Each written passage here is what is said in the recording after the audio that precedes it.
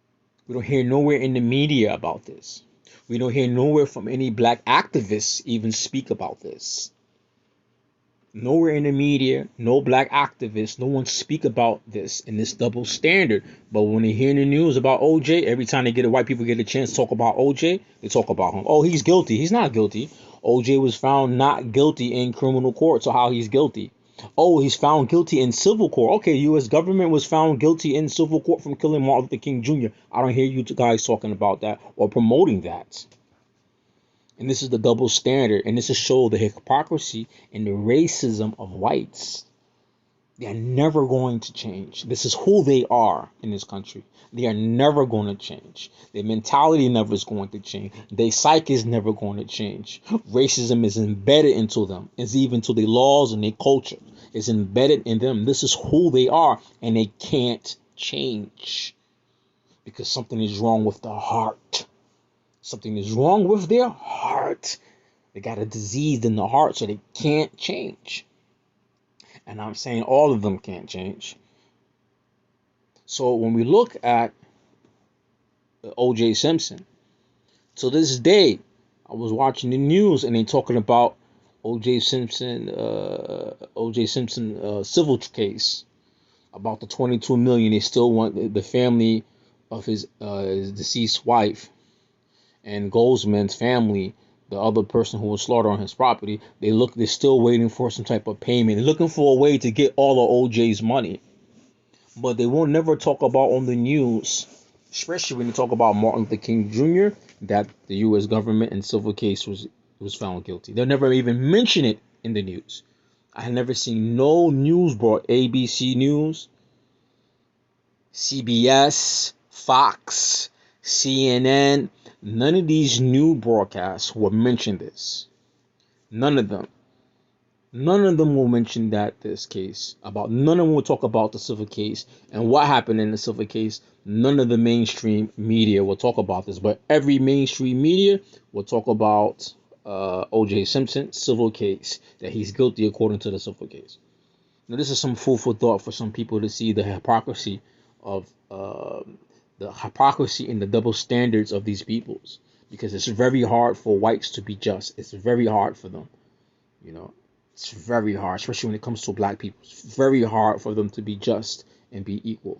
And this should be a wake-up call for many blacks to show that if you don't get your stuff, if we don't get our things together, and we don't operate, we don't move, we're not going to have anything really left in this country. We're not going to have any type of say-so in this country. We're not going to have any type of protection. If we're not together, then we have no protection.